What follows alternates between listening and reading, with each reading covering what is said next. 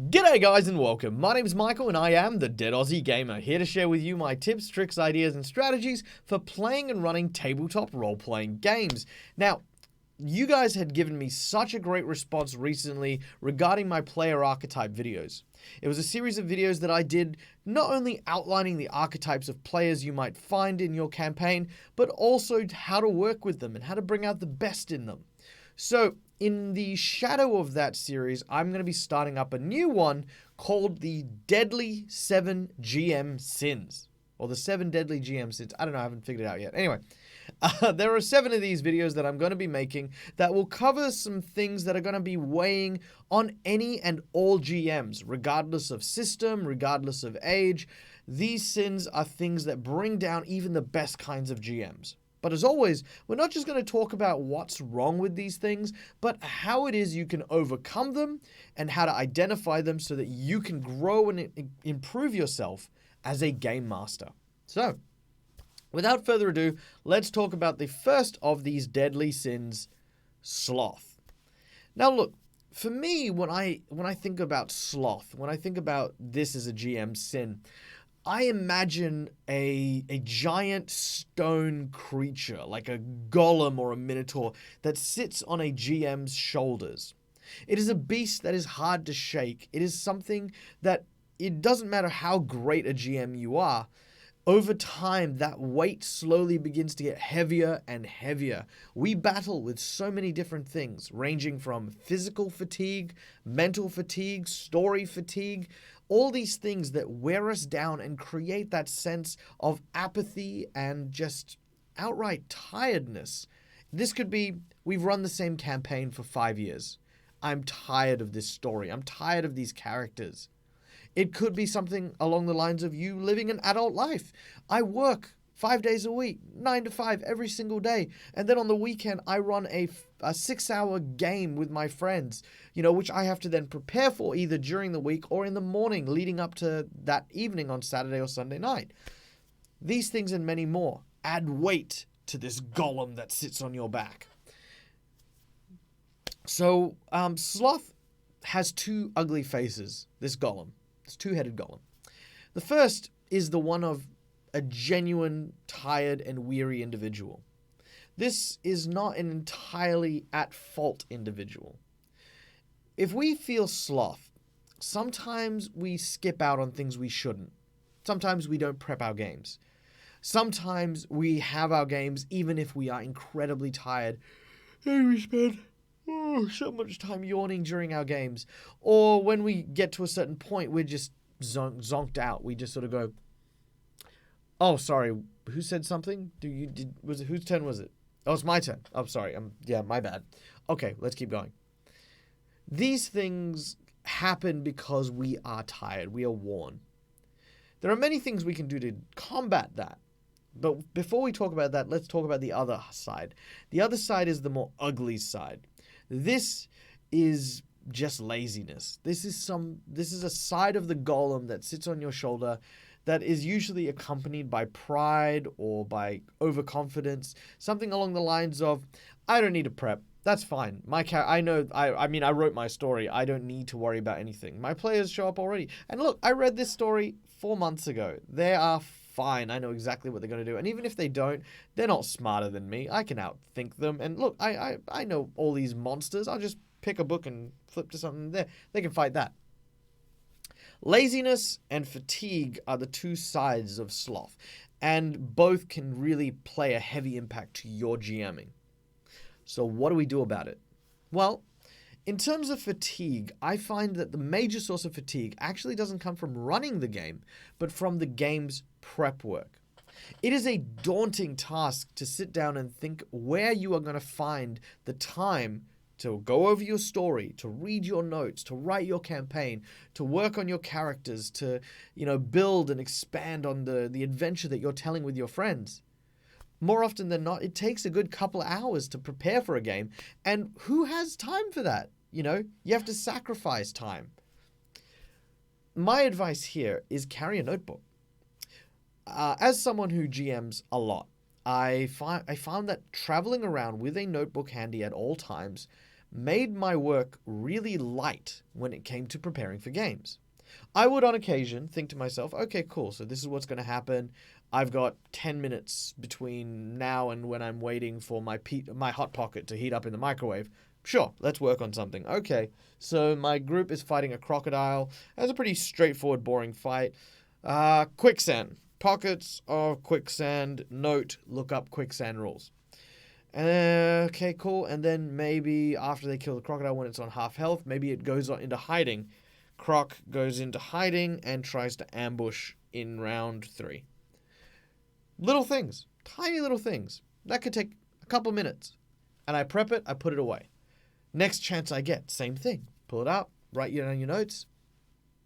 Then what becomes a 1-2 hour stint suddenly becomes a lot more manageable. It becomes more like 10-minute stints, or a whole bunch of them mixed up throughout the week. Writing when you're on the toilet, writing when you're waiting for the bus, writing during a lunch break. Not every lunch break, mind you, because that'll go into my next thing in a minute. But these little things here help break down that barrier that fatigue, at the very least, likes to build on, which is, I am too tired to spend 2 hours preparing for a game. I am too tired to spend 4 hours running this campaign.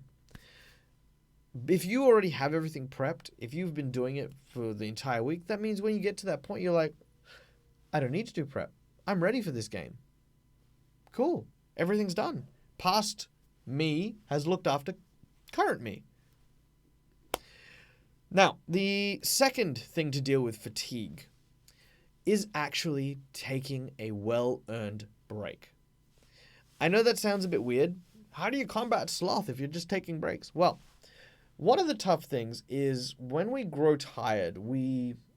actually, you know what? I'll share this analogy. My analogy comes from my partner, who explained to me things in the form of spoons. Bear with me. Imagine that you in your life, the energy that you exert in your day-to-day routine, involves you opening a drawer and retrieving an amount of spoons in order to deal with a particular task. Let's say that my usual day, I would open the drawer and I would consume 5 spoons. When I rest at the end of the day, because I have such a long day, I only recover 2 spoons. I close the drawer, I open the drawer. The next day I have 2 spoons, but I need 5. This is when I start to feel tired. This is when I start to feel fatigued and worn. The point of this analogy is that closing the drawer is symbolic of your rest. A good rest, you will close the drawer and you will open it up and you will have 10 spoons. You will have not only the 5 spoons you need for your tasks for the week, for the day, but you'll also have these few extra spoons that you can go to do other things as well. You can go hang out with family, you can go socialize, plenty of spoons for all. So long as when you close that drawer, you're resting to gain enough spoons. How does that translate? Well, closing the drawer means getting a good night's sleep. It means some days of the week when you come back home from work, don't go back and do more work. Don't start building up your campaign. Don't start getting straight into it.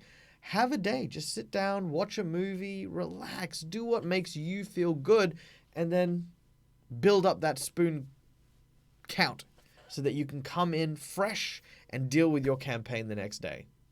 Resting, so important for overcoming sloth and fatigue. Let's look at the other guy. Laziness is tricky. Laziness is one of these things that's held together with a very, very thin bit of fabric. And I will tell you this, the solution for that level of sloth is actually in the players.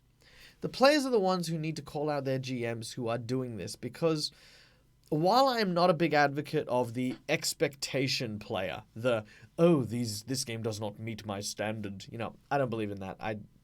Every GM's in their own style. But I think it's important to show GMs who believe that prep is not important, who believe that they can just go to a table and wing it, that there is a better way, that there is indeed a stronger way to play, and make them want to be that kind of GM. Without that sense of motivation, without that sense of, tangible difference, then they're never going to change. So, if you are, as a player, suspect that your GM is just copping out because they're not putting in the effort, then here's a simple trick. Offer to run a game. Do the prep work, run it, do it as a one-shot. Then show them the difference. Make them realize how much they love the stuff that you'd done, and then make them want to do it. There is no better way than to lead the way for other people. I know that I've had a few GMs that have worked with me in the past. As many of you know, I work out of a local youth center, and I do have my fair share of volunteers who come through and help me with my programs.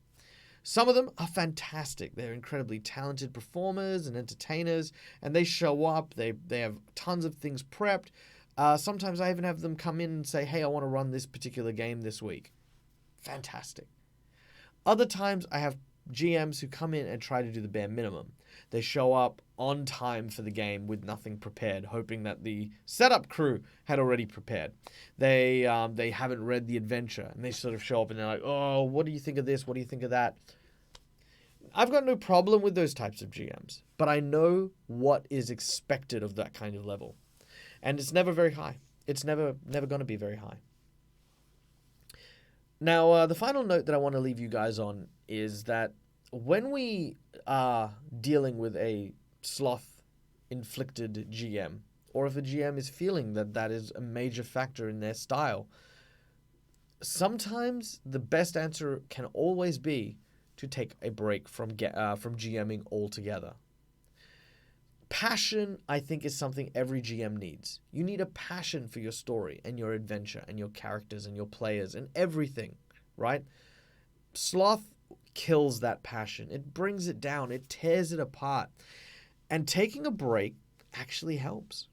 It makes it so that you don't feel like you're running the same campaign, the same game over and over and over again. It breathes life, it reinvigorates, and it renews your GM. Or, you know, it lets the adventure die where it needs to die, as sad as that is to say. I remember that there was this one game that we ran, and it got to a point where no one wanted to be there. Everyone was bored. The GM didn't want to run the story because he had run the adventure that we were running like a bunch of different times. We didn't want to be there because the GM didn't want to be there. He was bored out of his mind, so we were bored out of our minds. And it got to a point where we just said, hey, look, you know, the Christmas holidays are coming up. Everyone's going away. Let's pick this up next year. And we just didn't. That was it. We just took the break and we said, nah, you know what? Let's do something else. Because time is so precious. Time is so valuable. And I think that's the big thing that I think the people who wear the sloth golem on their back feel more than anything else. Time is so valuable. And you as players need to remember that, you know, expressing that gratitude, expressing that moment where you can turn around and say, hey, look, don't worry about this week's game. If you want, take a break. I'll run a game. It'll be a one-shot. Have fun. Enjoy yourself. Because no GM is going to turn around and say, you know what? I don't feel like being a player. I feel like I should never play again and I should be only a game master. No one does that. We love playing. We love playing. We're just waiting for people to invite us. So invite us. Invite me. Invite me to play. I know some of you already have, and thank you. And I will at some point if I find time. Okay, guys, thank you so much for joining us. I hope you enjoyed this video, and I hope it will help you in the future for shaking off that nasty golem from your back. Let me know in the comments below. Do you have this as a thing? Are you suffering, or perhaps is someone you know suffering from the sloth golem? Leave a message in chat below. If there's stuff you want me to clarify, let me know as well. I'm always happy to chat. Go visit us on all of our other stuff, including Twitch and Discord. And of course, if you want to support the DeadAussieGamer, head on over to our Patreon page. And yeah, for as little as $2 a month, you can help make this all keep happening. Thank you so much, guys, for listening. And as always, from me to you, game hard or die trying. See you guys.